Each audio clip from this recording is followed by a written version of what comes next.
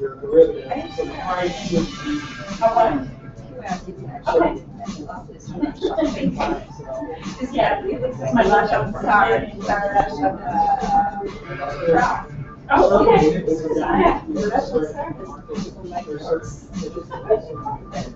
Oh, I didn't know I had it. It's so weird.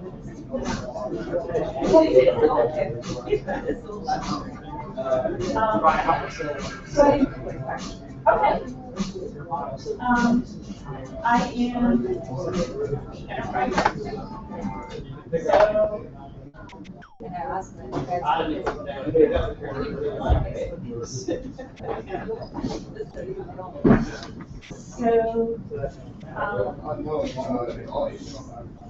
So it's different than what is the average contract through a lot of the guys. Right? The architects. Sure all the layers. Because then a lot of those, you guys go this Like all those roads, you'll find, you don't want to pay. But sort of across. So we have lots of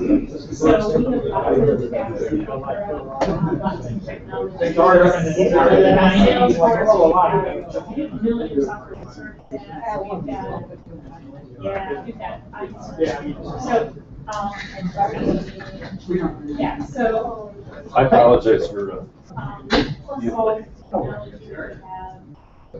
So we're going to go ahead and get started with the presentation. I just have like a few housekeeping things real quick. If you go to the hackforchange.org website, they have this whole visualization thing that they're doing. you know what? I guess we'll talk really loud, right? Do we need people to move up, or you just want to do that? If people are comfortable. Okay, then I'm going to move the whiteboard down. Now, if everybody's all set up. The glorious thing about microphones is I can speak everywhere. Yeah, that's right. All right, I'm moving this down. So yesterday I was just sort of using this to take notes. Someone's doing this in the hackpad.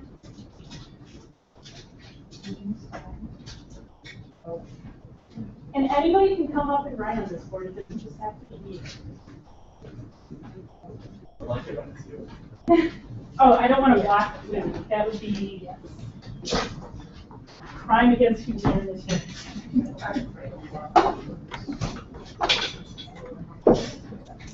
All right.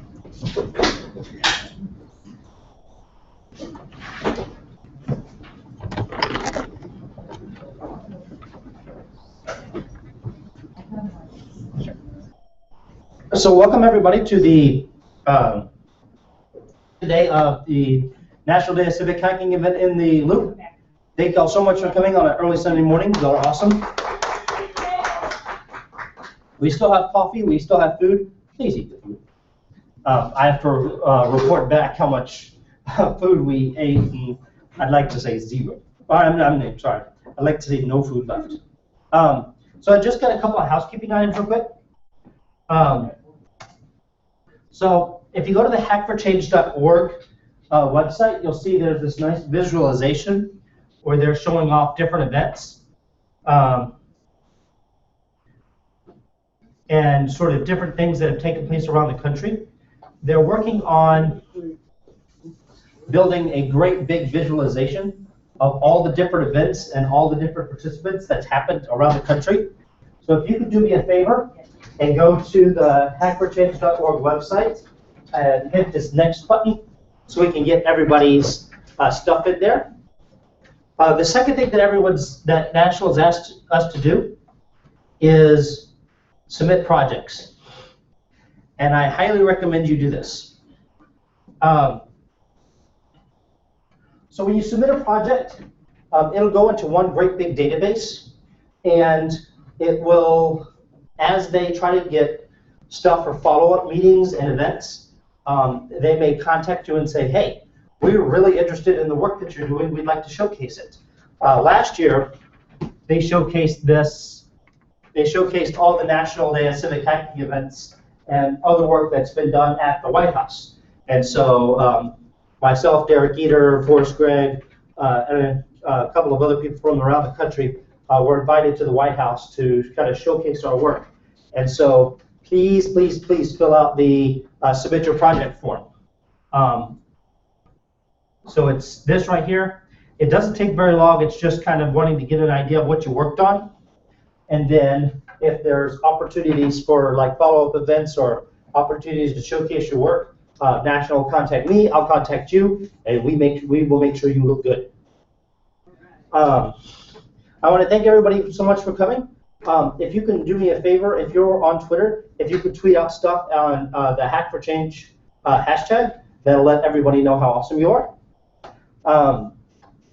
And with that, I'd like to introduce you to Harry Meyer from the Southwest Organizing Project, who's going to tell you a little bit about housing issues in Chicago. If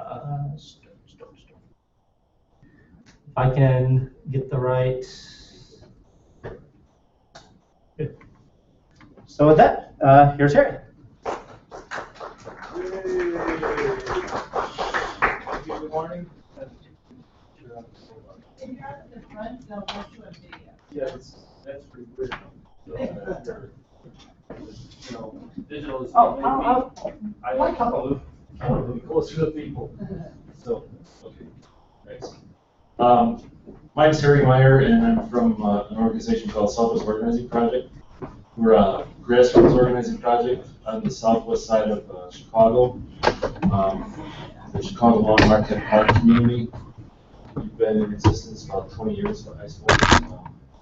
We're a member-oriented grassroots organization. We have 35 different institutions that are members of us. Churches, schools, diversity of faith. We have Muslims, we have Jewish congregation, we have Catholics, Lutherans, Protestants, people in public schools and private schools. So it's a pretty diverse organization. And the way we operate, we use something we call the one-to-one conversation to really do all our work, to start our work. And that just starts with conversations with people in the community to find out what are the issues that are going on. And then we work on those issues and try to develop leaders from the institutions that take roles in advancing those issues. And so we, after all these years, end up working in the areas of education. Immigration is a big issue for us in the community, violence prevention, and housing. There's one more I can't think of right now. And so we have about 15 staff people. Most of them are organizers, and they go out and organize in an institution or two, or around an issue once it's been identified. In the schools, we do after-school programs in a couple schools, working with youth about youth leadership. We also work with parent mentor groups in 15 different grade schools, developing parents of kids in the schools to work in the schools for about 10 hours a week, and then we do some training with them every Friday. And so help them develop their skills and help them become public leaders if they're interested in that. So my issue, I got brought back to the community. I worked in the neighborhood, actually lived in this neighborhood almost all my life. Probably about 45 of my somewhat over 50 years. I've been in the community, either living there or working there. And so it's, you wish after all that time it would be, you wouldn't need to work so hard, and things would get better, and you could move out to other things or do other things. But unfortunately, there's always other issues and other things to do in the community. So maybe in the early 2000s, we were doing a lot of work trying to keep people in their homes because predatory lending was a significant issue in the community.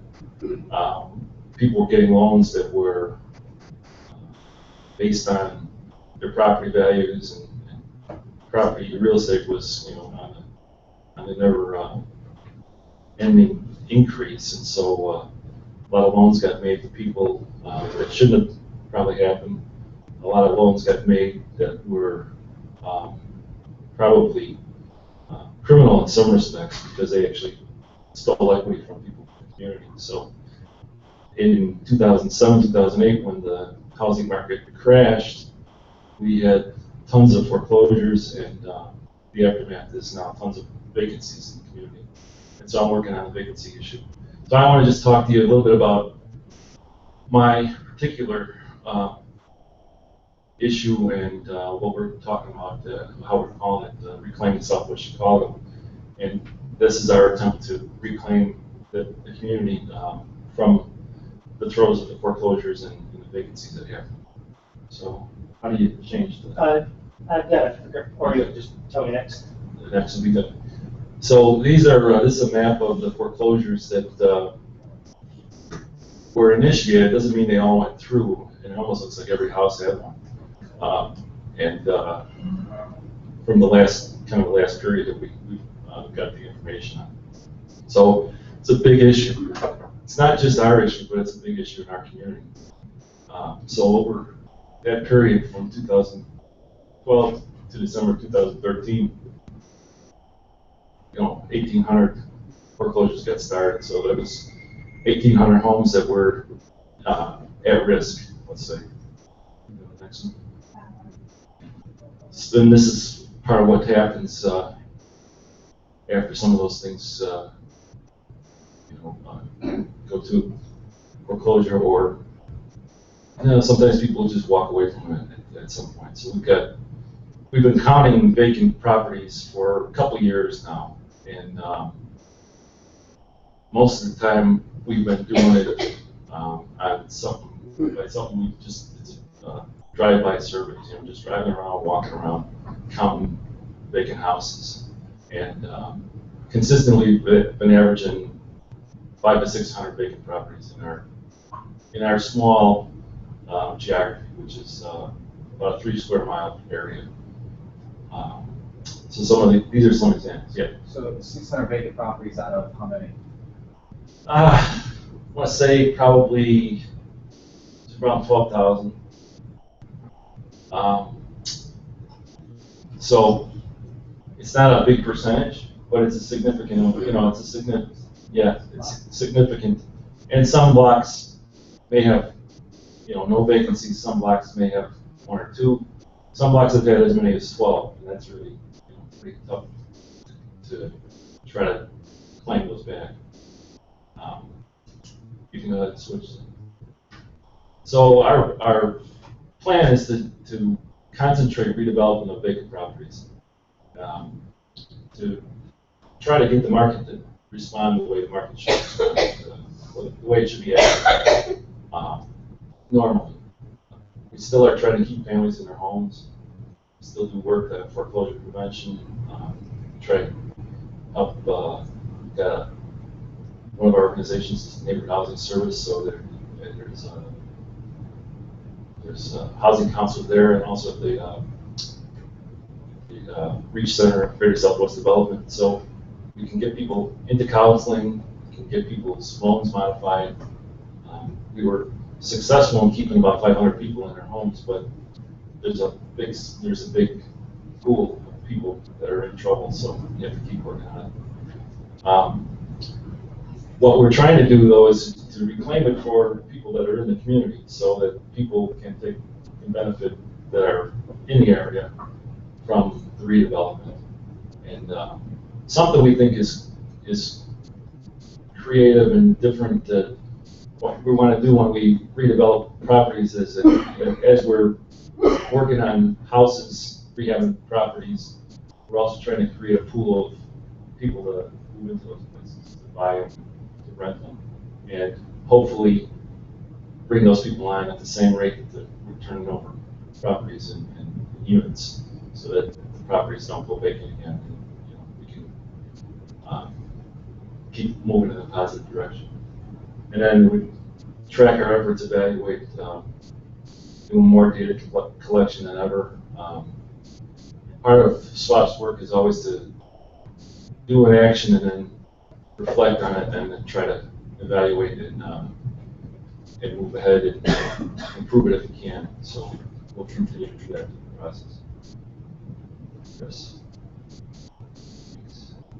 So to do the concentrated redevelopment, we've teamed up with Brinshore Development. They're a for-profit developer. They do a lot of work in low-income, low-mod income redevelopment efforts. They've redone some of the Chicago CHA properties, and they're a good developer to work with. And we want to purchase and rehab a significant number. Our goal initially was to do 100 units, and to try to do that, we made an application to the Attorney General's office in the state. They had some money from bank settlement to try and distribute throughout the state. We applied for $16 million because that's the number we thought we needed to do the job. We got 3. So you can't be disappointed with $3 million, right? So that was our first big chunk of the money we need to do the work. And that came, we were awarded that last June or July, and shortly after I started working in SWAP. And we haven't seen the money yet, so we're every day, it's any day now we're going to get the money, and then we can start doing the work. We've identified probably 6 properties that we are initiating architectural work and stuff like that to be ready when the money finally comes down, so we can close on the properties and then get into rehab as quick as possible. Since that money came through, the City of Chicago agreed to commit to a $900,000 grant to us. And then in January, Governor Quinn committed $4 million from the state, so it's about almost $8 million. And you know, we haven't seen anything yet, so we're hoping that one of these days we'll get some money. And we're hoping that we can get the money or ironclad agreement with the governor, because we're not so sure he's going to be around at the end of the year. So we'd like to be sure we're going to get the money. And we're going to keep working on trying to raise more funds for that process. We've talked to Senator Durbin, we've had him out in the community and done tours out there. The good thing about not getting the big hit all at once is we've been able to, you know, go out and do fundraising and talk to people and get more people on our team, I think. So we'll continue to do that work.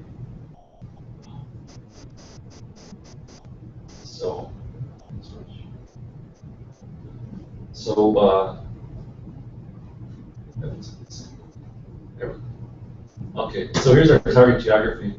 That big rectangle on the right, that's our target area. It's 3 square miles. 51st Street on the north, 74th Street on the south, Western, and Kedzie. And then inside that is a smaller geography called the MMRP, which is a micro market recovery program area. We're one of maybe 15 or so, maybe there's more now, neighborhoods around Chicago that have a micro market recovery area. It's a designation by the City's Department of Planning and Development. And we've been involved a couple years. I think we wanted to be involved because it seemed like there would be resources that would be maybe easier to get from the city to work on these properties. And you know, resources meaning dollars, not necessarily a lot of dollars coming our way, but it is an attempt to focus attention. We meet regularly. We have other neighborhood partners like Neighborhood Housing Service, like I mentioned, and Community Investment Corporation, and Mercy Housing, all working on the issues of vacancies and abandoned buildings throughout Chicago. Every month or two, we have a focused conversation about our community and the work that's going on. And so we're trying to use that smaller area as our kind of focus. It's kind of the hardest hit area. Just about, it's not exactly, go a little bit to the east, to the right of that box is probably the hardest hit blocks. But it's an area that if you drove down it, most of the streets look pretty good, but it can come back, we think that. So we started working there and want to build out from there. And when we focus on our, we're spreading out from there with our redevelopment. So idea is to try and do enough units in a small enough area so it has an impact, and then you can spread out from there. So this is just an example of Renshaw did a similar project in Evanston about a year ago. They did 100 units up there. This is the before. The after should come up just as you press the button. It's a quick one, yeah. And then, so this is not the kind of housing stock we have. As you can see, ours is a lot more brick, and it's a good thing because it holds up to deterioration a lot better than the frame houses. But was the only example that Rich would make. So I think again, like I said, the key is for us to build a pool, build a pipeline, so that we have people in the that are clamoring for these properties and ready for them when we're ready with them. We've got about 150 people in the pool right now. Probably 75 or so of them are viable. So they're the people that we think we're going to be able to move along. We're going to work with all of them that are interested in staying in the community, and we'll hope to, bring them all up to whatever level they want to get to for housing, sale, or rental in the community. And we're focusing again on our leaders in our institutions, because they're already committed to the community. They're working on the school board. They're working in the schools. They have a desire to stay in the neighborhood. So, and just as we've announced a couple of properties that we've identified to work on, we've got people that want to live in the building when it's done. We've got multi-unit right across the street from one of our day schools, grade schools, and we could probably rent that out if it was ready, in a couple of days, because people are really excited about it. Real quick, so these properties, they have to be used for actual residents, they're used for community centers, on-the-job training kind of facilities. Well, the ones we're doing are going to be for residents. I mean, there are other properties around them that can do some of those other things. And we've got other partners that might be working on those kind of angles. There's an organization that's a member of ours called Intercity Muslim Action Network. They've also done a rehab of a two-story property, and they've dedicated space in that for community center, for community activity. So yeah, I mean, right now it's still a lot of balls in the air, and we're not sure exactly what it's all going to look like in the end. But because they don't regulate they're going to regulate who can live in them. Right. They're going to say how much income they can have and who can benefit from them, which is which is their right. And so every stream of money has its own constraints like that. And but we're going to have to do some apartments, some units for people at 60% of median income, 30% of median income, 100%, 120% of median income.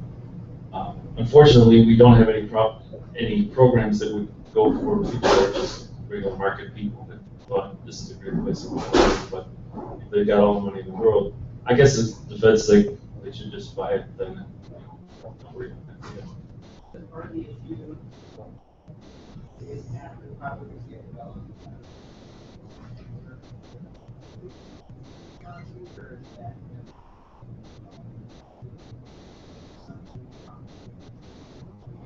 Well, we haven't done it yet, so we're hoping that that's what the case is going to be. And we're trying to, the model that we've used with the parent mentors is kind of have cohorts of people and institutions going through a process. We're trying to sort the people that are in the pool to find out what their barriers might be. Credit is one, and so getting them in good credit is going to be helpful to get them going. But some of them have income as a barrier, and that's going to be tough to, you know, get over that one. But we're trying to work on what those issues are, and then figure out how if we can help them, and then if we can figure out other tools or things that the banks would, you know, instruments that they would lend towards.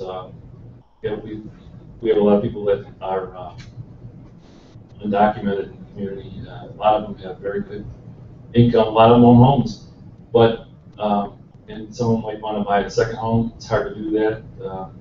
It's hard to get a loan in the first place if you just have an I-10. So there was some of that lending going on a few years ago, and it's not really. So we're trying to figure out what the issues are in those as we sort through and then work on those. What's the application process? So say you go ahead and get through the barrier.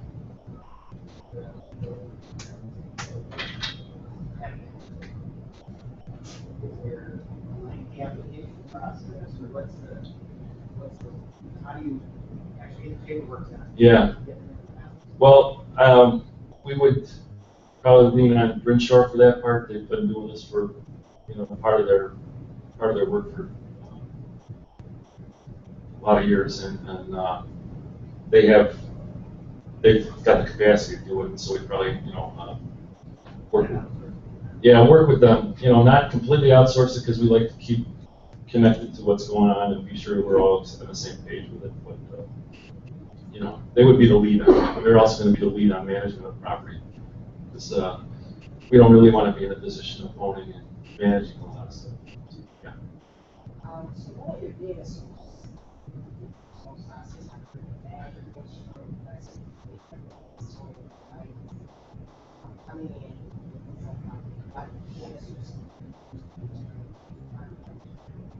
We'd have to work with you in your situation and, you know, find out. It wouldn't be a data source; it would be your credit score and regular things. Right, but I'm saying, I would come in and you guys have your own data collection. If you want to come in. We don't have any relationship with, and we have relationships with a lot of banks. We don't have anything formal. So you know, we would do whatever we could to advocate, you know, best outcome for you. Like, how do you guys compare? You guys have like necessarily spreadsheet. Yeah. No. Okay. We have over the last year, I think we got more databases and more data stuff coming at us than we ever had before. We have a database, that does keep track of the people in the pool. Yeah. So we take you in. Yeah, there's an intake process, and we do a one-on-one conversation, and then we try and get you on a track that's right for you, whether you need to go counseling. And yeah, we can. That's not working that well right now. That data process, but it's something we have worked with LISC, local initiative support corporation, and it's through Chapman Hall, the University of Chicago. So we're trying to get, they developed a bunch of databases for because the funding world really wants to know, is this stuff working? And so, narratives don't do it enough anymore. So we have to have data that can provide information to them that shows that it's working or not. So in our case, we developed a database that was going to track people in the pool, and then at the same time, leadership development for people that come in contact with us. And initially it was going to be for properties too, but I've been using really other sources for that because it just didn't seem like it was quick enough turnaround for me to go to hope that it was I'd have some data in there to give me what I needed for a particular property. It's a lot easier to just find out what's for sale right now, or the one thing that I've been using to collect data on vacant properties, we're going to talk about in a minute, is something called local data, and it's a tool I've been using for about 6 months to count the vacant properties. So. How is it determined that a vacant property is one that's possible for you to buy? Well, it could be on the market right now. So, but we've gotten we're working with trying to work through banks to see what's in their REO inventory. We do get some things like that from time to time. Our relationship with Mercy helps us get some properties like that. Sometimes they have knowledge of some of that before we find out about it. We really have just been counting vacancies, and so once we've counted them, we've been using that to tell our story, but we really don't know that much about all of them, individually, and so we're trying to get to a place where we can figure out, in a better way what we can do with which properties. Do you have ownership on all this? Do you know the ownership on all the properties? No. Yeah. I mean, we're talking 12,000 properties. It's, No, the vacant. No, and they're all. We can find it out, but we haven't got into figuring out every particular one because we're trying to build out from. how many have you? I'm not sure what the number would be. I mean, we have access to the city and the county records to track what's going on with stuff and track some of the properties that are building for. And we investigate who owns what. Sometimes you find out that this person had died and you can't. There's nobody else that's around to deal with the property. Banks have released the foreclosure liens, and people and the properties are just sitting there. They haven't taken them back. So every building's got kind of its own story, and so instead of going at it that way, we've been just kind of picking out properties that are in an area and going after finding out more information on those specific properties. And for the city and county, do you know, is that data generally open data?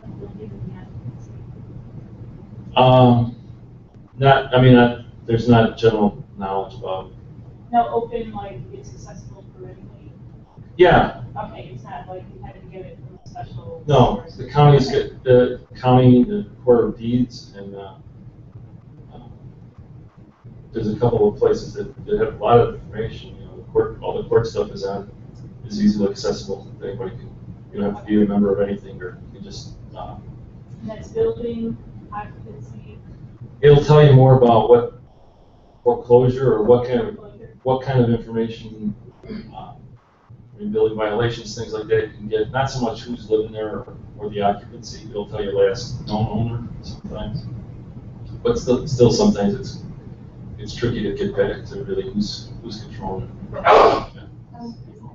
So I know one of the leading causes of foreclosure can just be kind of a lack of financial education. education. So like people get into these mortgages, like for adjustable rates, for example, they get these mortgages and they shoot up and they just can't make them anymore. So I was just wondering, to sustain the redevelopment that you're doing, are there any consideration of bringing financial literacy programs to the community? Well, yeah, I mean, part of it is individually credit counseling, that kind of incorporate that. I know there's one of our member institutions that's interested in something along those lines, but yeah.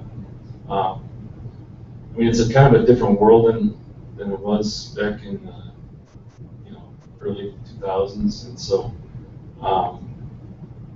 yeah, education is one thing, but there are a lot less people that are trying to work on people that aren't that educated anymore. There's not as much victimization going on because there's not enough people doing that. So, but yeah, that's a good step. Anything else? Let's go to the next one. Okay, so these are just a couple of shots. This is like I said, about 35 institutions, schools, churches, businesses, and then we have 19 of them right in our core geography. So that's why we feel pretty good about trying to build our pool from that area. Yeah. So, given what you just said, how are these stakeholders, what is the value position for your candidates to use this particular stakeholders? Like, what is the value? Well, they're committed to the community already. They have a stake in the neighborhood. They're active in their institutions, their churches, their schools. So, yeah. Are any of these schools probably going to get shut down? Probably all of them, almost. I mean, if you look on, I don't know which one does it, Trulia or one of those, will give you a score on the schools in the community. We've got everything that's terrible, But we've been working at Morel Grade School for a number of years, and it's been a struggling school, but people want their kids to go there, So I don't know. I'd love to see that whole school scoring thing get taken out of the picture because it's really, I think, not accurate. Really, what's going on, and I don't know what it's really based on, but it's really not a positive for our community. Because if you looked at that, you'd say, I would not know this. My kids are. Trulia, it's a website that a real estate kind of website. What they use is something called a Great School Score, and you look at the comments from the Great Schools website on the schools, and it gets an 8, but people have been complaining from 2009, 2011. I mean, there's no current comments on there. I don't know if you even want to, give anybody any kind of credence for the comments you put on, positive or negative, but I don't know if that's the best way to say it, to score a school. So, the school environment is really tough, and that's part of, we have regular public schools, but they have to compete against charter schools and everybody else, and the resources get, used up, and then they don't have them for their school, and so their school gets bad score. I mean, it's really kind of dog eat dog out there on that level, and so we're trying to help people think about how schools ought to be, how new schools ought to come into the community. It shouldn't just be any charter school that got an idea should come in. We've supported charters in our neighborhood, and we've opposed charters in our neighborhood. Part of the thing is we want the charter school or a new school to have a new take on something new to bring to the table as far as education goes, whether it's a particular kind of curriculum or a particular population that we're going to try and serve, and to work with us on helping us incorporate the values of the community into their plan. A lot of times you get a note, a month before looking for support for a school that wants to come into the community. And every year now, since the charter thing got started, every year the city accepts applications. So they just, anybody can apply, and they do. So anyway, that's getting a little off your track, but I wanted to talk about, I guess, local data a little bit. So Already got it. okay. Just talked about a little bit of my my data collection journey. When I started doing the vacant property surveys, this was my data collection tool.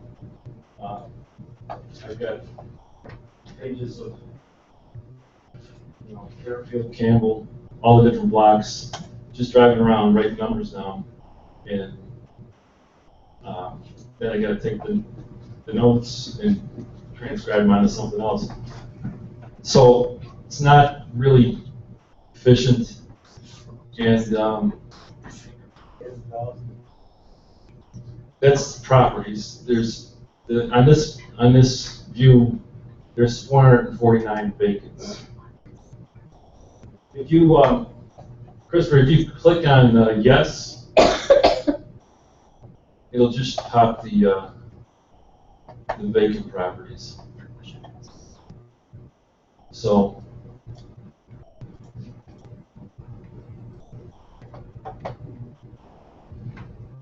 anyway, this is the new I'm using.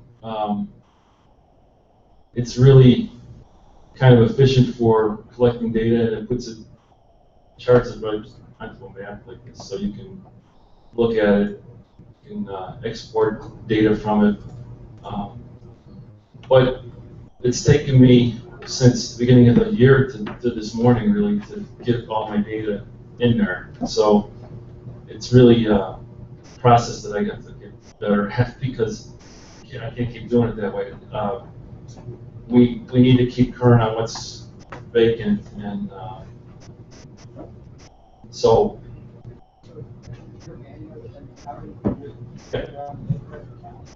yeah. Well, I was doing it with the pen before. Now I use this app, Local Data. It's on my phone. It's a questionnaire that has these questions on it. I can just go down and answer the questions that apply. And I can add information like if it's for sale, who the for sale company is, stuff like that. But I can only do, if I'm doing it myself, I can only do about a half a mile in an hour. So it's really something I have to, other places have used this, they've done it in Detroit, they've done it in Gary, and need to have a day or two just data collection, and just get a group out to collect data. So that's what I'm gonna, that's what my next couple of weeks I'll be working on, getting a group together so that, because 449 vacants from January to June isn't a real good slice in time. So yeah, that's really the best way, And the other thing that took time on this is I wanted to do every property because the problem with doing it visually from the car or whatever, you don't always know what address is there. You don't always know if the address is correct. Sometimes there's no address for a couple houses, so you're guessing. So this way, you're able to see the outline of the property. You can click on it.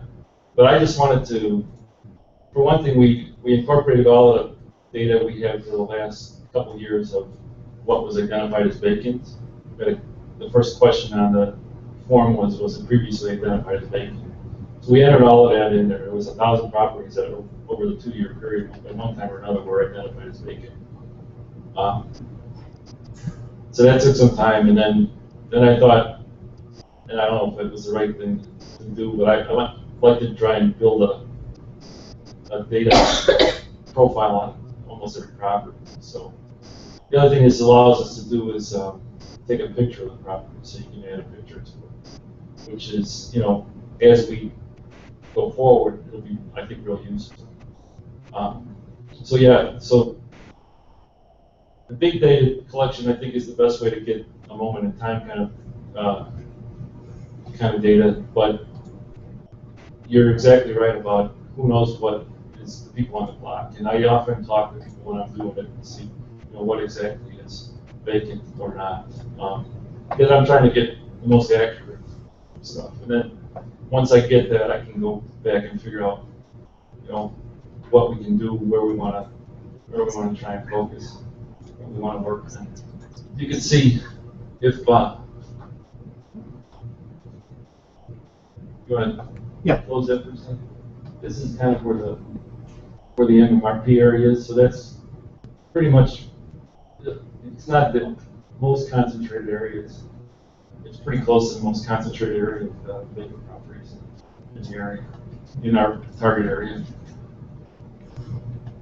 So, yeah. I have a question. You said that you're looking for like a post update kind of information. How different is like Trulia? What do you say? Yeah. So they have that foreclosure section. How different is what you're actually seeing? I don't know if I want to go with. I don't know if I trust that kind of information. The foreclosure stuff we get is information we get from the courts or what have you. So we know about a month after. So within a month's time, we know what's currently in a court docket. So and that pretty reliable. Truly, I don't know what they might have, because I think a lot of the properties that. Well, I don't want to say a lot, but some properties I know really aren't available because they're in the middle of a foreclosure process. Still might get spotted on a website that says, make an offer on this property, because real estate people or whatever may be trying to just get some business, and whether it's good, bad, right, or wrong, I don't know, but it's confusing at least.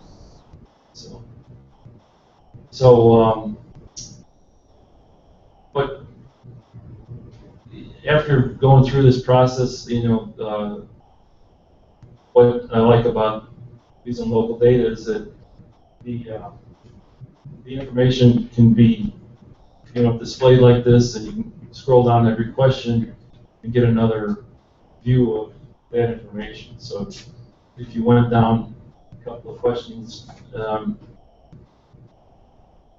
type of structure, you can start to look at where single-family homes, multi-units, spread to the neighborhood. So this was a survey that we created ourselves. The guys that did local data had one that was based on what they did in Detroit and Gary, and there was a lot more vacant land there. So the first question was, is there a building on the property or something like that? And in our case, it's yes most of the time, so we just took that out. We just wanted to know, is it vacant or not? And we're sure, for the most part, we're sure if they're boarded up, they're vacant. It's not always the case either. So we found places. One of the pictures on that shot of all the vacant properties actually had it was a two-flat that a person was living in. It's all banged up and boarded up. A guy was living in there, and he was the owner of it. It wasn't just a squatter in there. So that's a real unusual case. But that's trying to find out exactly what. Again, you got to talk to people on the block to really know that. So that's what I'm going to be. That's my next phase. Is my work is try to find people that I can get that information, and then we're going to just put in if it's vacant. We're not going to go through the whole process of every property. But I thought that at least you're able to click on it. You can click on those properties like Christopher was doing, and it will show you the information for that particular property. And you can change this survey as it goes along, so we got information that we can incorporate foreclosure, current foreclosure stuff. We could add, is it in foreclosure or where is it? And so it would keep the other information, but just add, you know, other information to that, which could make it a little richer for us. When you buy this process, how do you guarantee title? We'd have to get title, we'd have to do normal title type of search and title insurance. I would say yes, yeah.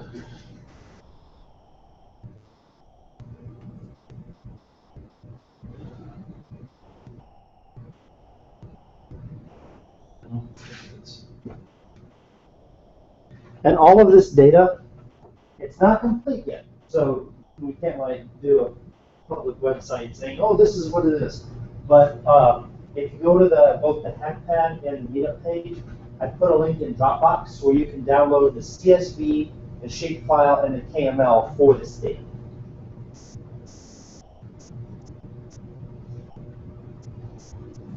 And then Deborah's going to show you something else that Google just launched that's going to show the change of the neighborhood. If you're done, Harry, If you're done. are you wrapping Yeah, up? I'm pretty much done, I guess. Okay. I just say that we're working with the Paul Housing Institute also. And they have, I think, pretty current access to foreclosure information too. So I can take my data, send it to them. They can find the last known owner pretty easily for us. But they always ask me, what do you want? It's hard to know sometimes, and I think it's been the process that, you know, I just looking at it again, I say, well, this is interesting. I don't know if it means anything or if I'm going to do anything with it, but it's interesting. Does the amount of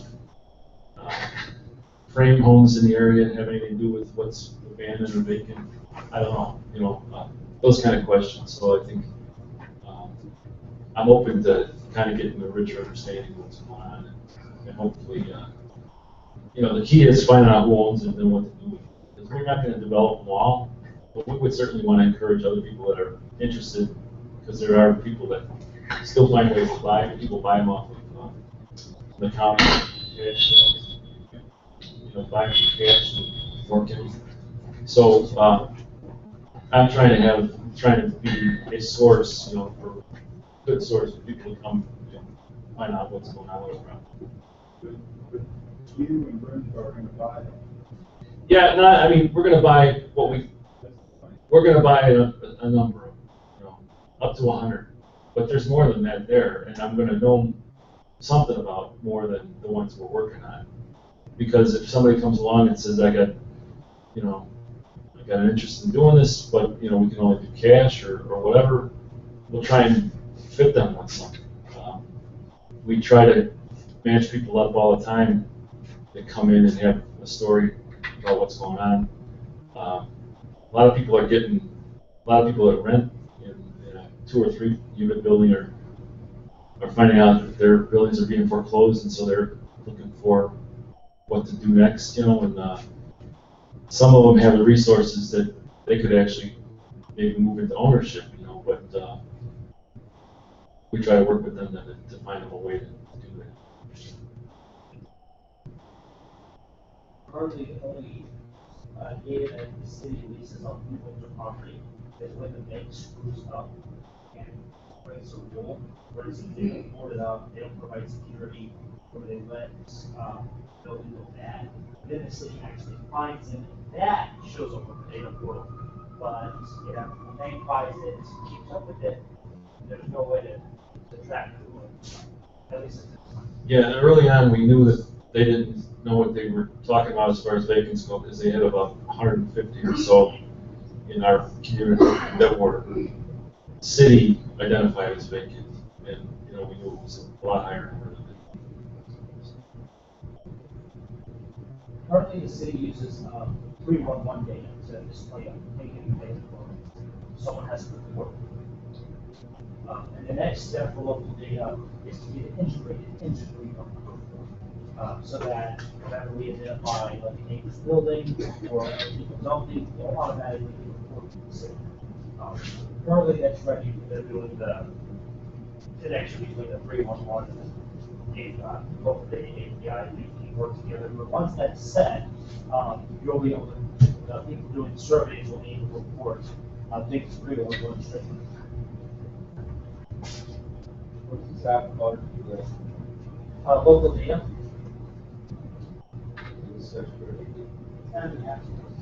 Oh, and I'm sorry, local data.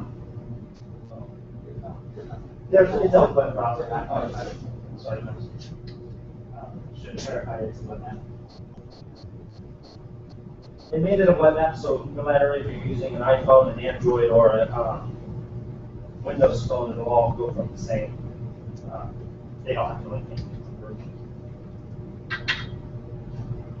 It's the same app that we were just playing earlier, so we can pull it up on a regular laptop. So we can use it.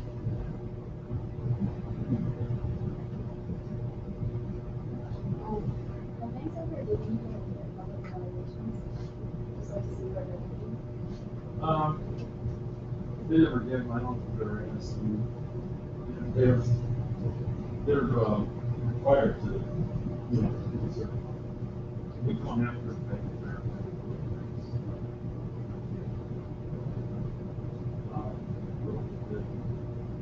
The big problem with, the actual ownership of those, a lot of banks, you know, the services of the loans and that. So they're instead of waiting for the business. Well, we keep kind of going back. Part of our fundraising effort is going to be going to banks and saying, you know, we'd like, you know, some money, but we also like any properties that you have in your inventory that you want to give away. We're working with the land bank also to try and get properties that way.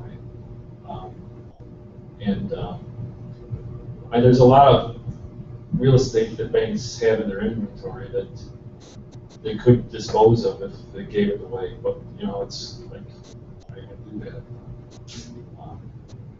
Because the land bank guy was telling us that there's a new, they newly found an executive director for land bank. He's trying to work with attorneys that deal with the foreclosed properties because they end up with, one guy said he had 1,000 files that were dead in this thing, and they were just, nobody was ever going to get to them because they're just sitting in their files. So can get those back out, you know, find ways to get them to people, into people's hands if you know, rehab and do the right thing with them. Yeah. Who operates the land bank? What's the county? The county, it just, Cook County Land Bank. Yeah, it just was created about a year ago. And they just, maybe sometime last summer. Yeah, it happened before, this last year. And so it's countywide. Yeah, Brian White is the executive director. They have gotten a grant from the Attorney General also for $6 million. I don't know if they've seen the money that year. So they're going to try and facilitate vacant properties going, not buying stuff they don't know. They don't have an owner, a buyer for it right away. And so it hasn't started yet. They're gearing up to try and start moving through that. Mayor of Harvey, here, Indiana, started keeping these properties away from the hospital. Yeah. Yeah. Take care of it, get taxed. That's what but so if you go to Water Plus, so there's primary that's for city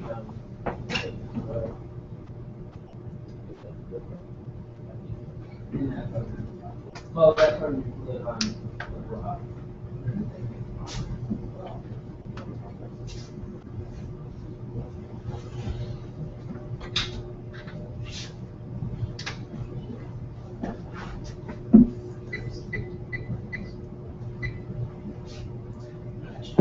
that. Your area is what, 6 miles east of, Midwest? Not quite, I mean, so Midway is at Cicero, so 2 or 3, we're at 50-32 West. Western Forest. It's about 3 miles. Our whole swap geography kind of goes off towards it, so sort of a larger area that we're focusing on. It's, That's green. yeah, Right. yeah.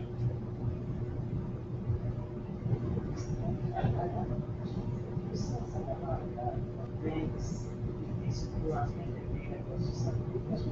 Classes.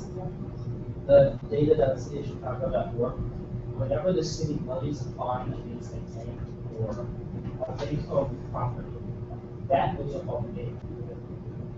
The city issues fines for, like, if they don't work up, it's, So it's kind right. But the ownership information is really how it's happening. That's what they're bringing up for that. so they mistake Not like on the portal, not, Isn't that open now, though? The partial data is open. parts of it is open, but it's not, owner information isn't available by itself, and you can get it through the county property info portal, so like, individual property, property record, but the overall, like, data is not on page portal yet. So Josh just started with the county not too long ago, so some of this is gonna take a little bit. Right, so basically, because you're saying that your data is not open. Not like, not in terms of spreadsheet Right. level. Yeah, But it's, single property. it's, yeah, I mean, it's open in terms of you can go and look at specific properties or browse around, with you, which is there, not in there. And because what I'm trying to get at is, I think that you have data, it's just a silo. Yeah, no, Yeah. definitely. Just a matter of where it is, I mean, potentially, like, it's all over, or whatever, they can map it, they create, like, their repository. And I think, both of there, if you guys, what's the way to do it, one might, original source, like, whatever, it's on, but, they could, somehow integrate it. Yeah, they're pretty good, so, the fall housing study, so it's, here from the county, so you guys file, but again, most of that through them. Yeah, we're able to work with that. They're not supposed to do real specific stuff, they're supposed to give general, but we can get individual properties.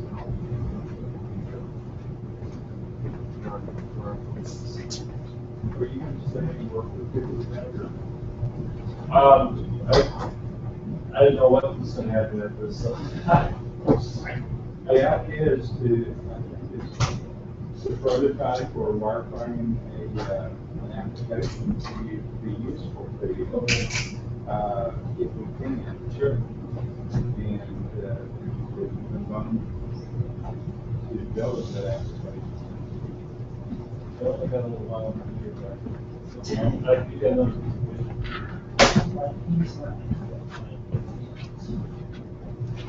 With the, from 1 to 4. Is it not really? Is not the book in the work. All right.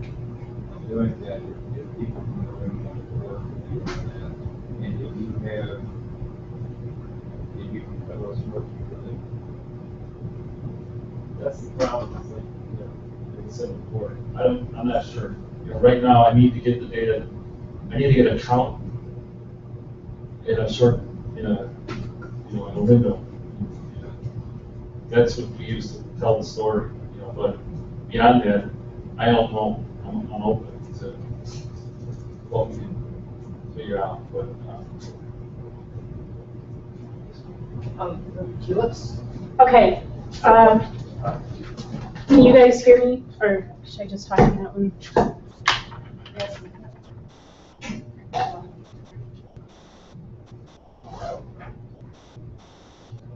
So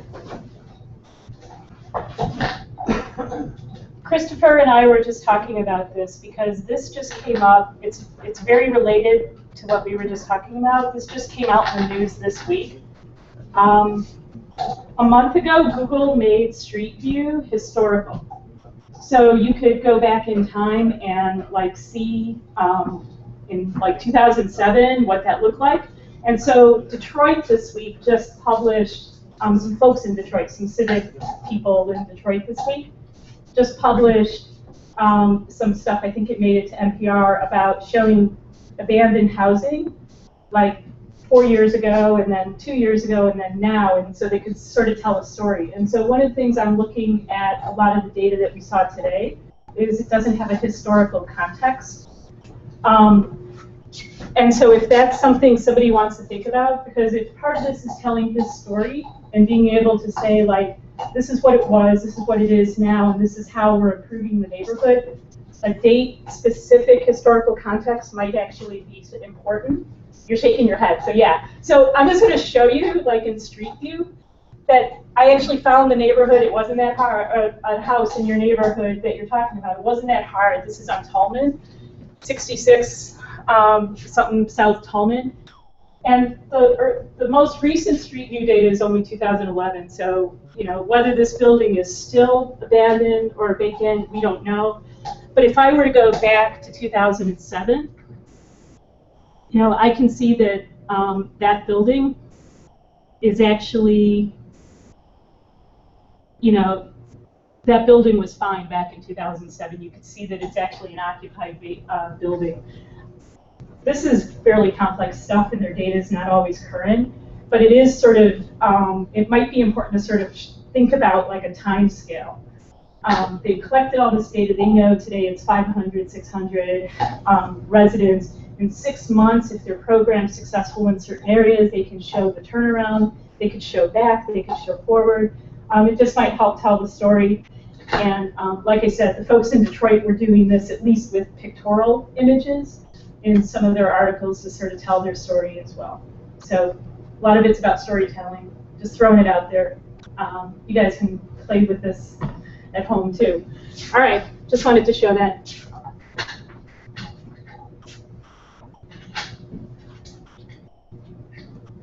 Are there any other questions for Gary?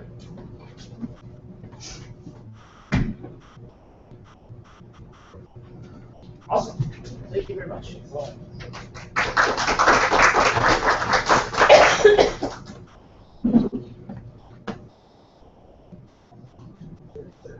So our next speaker is actually scheduled to 11. So as soon as he arrives, we'll get started on it.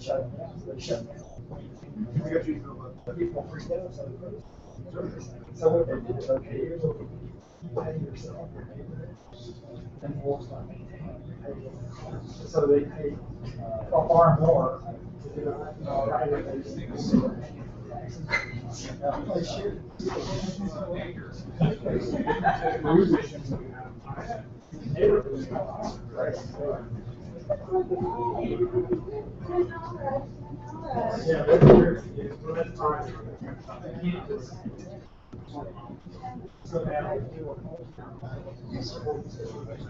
I think that we should have one.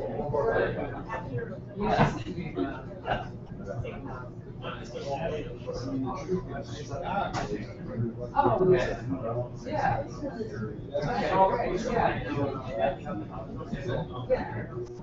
Yes, I'm working on it.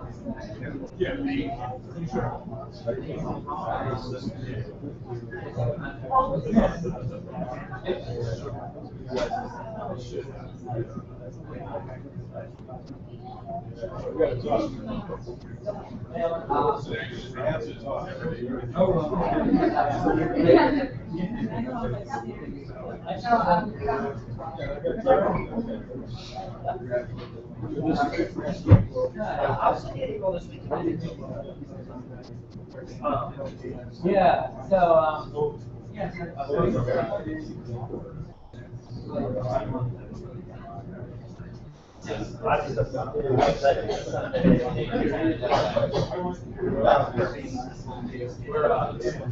Yeah, so. Just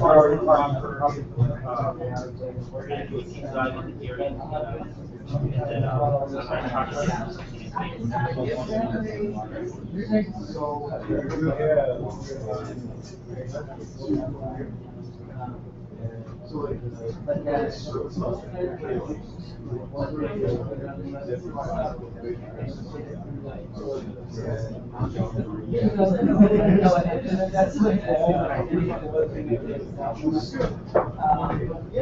Yeah, it's exactly.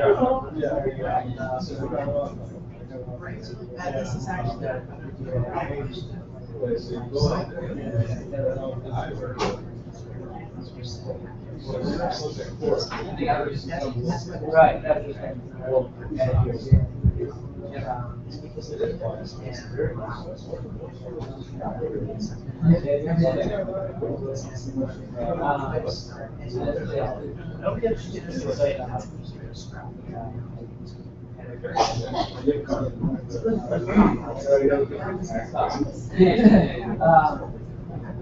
So, yeah, so now it's no, that's not. It should be, actually, there's different, I've got away from all the data as well.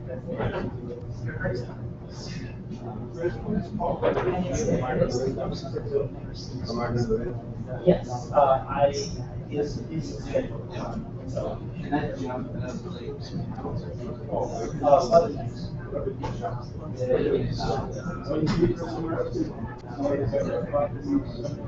yeah.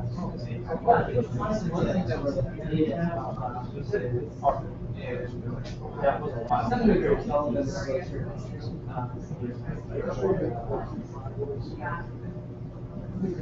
a lot. Right.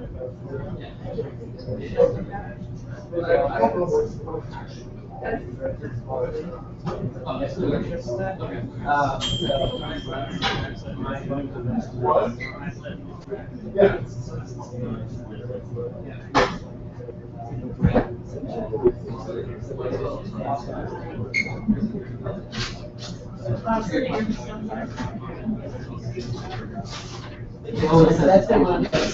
Yeah. So,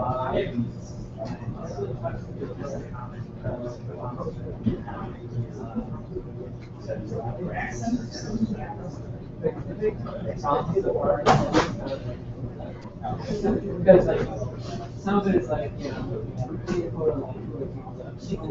so hard. So, yeah.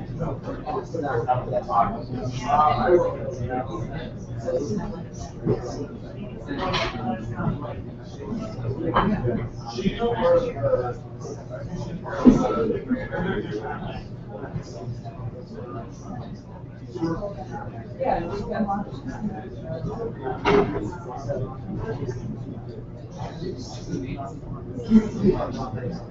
yeah, so it's It might work for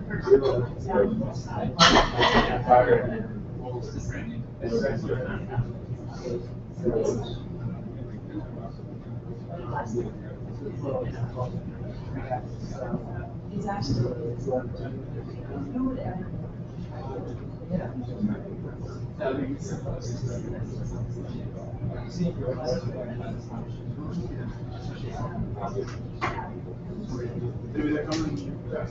yeah.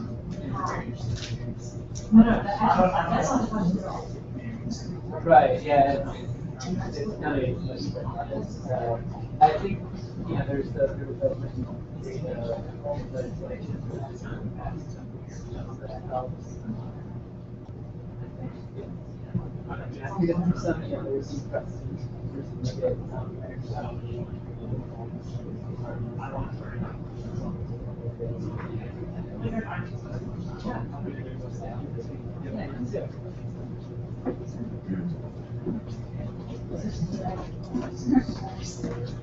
Right.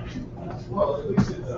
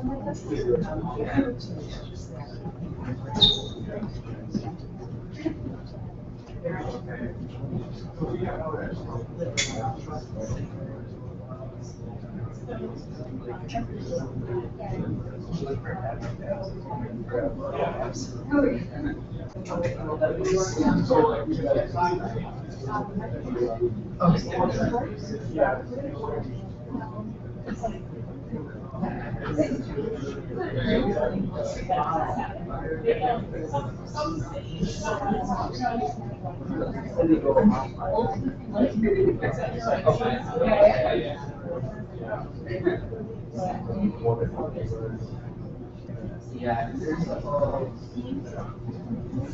like those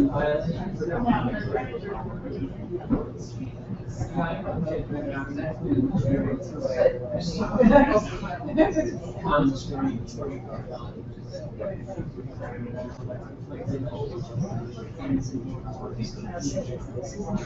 That's true.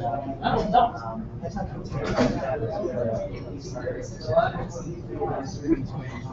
It's a good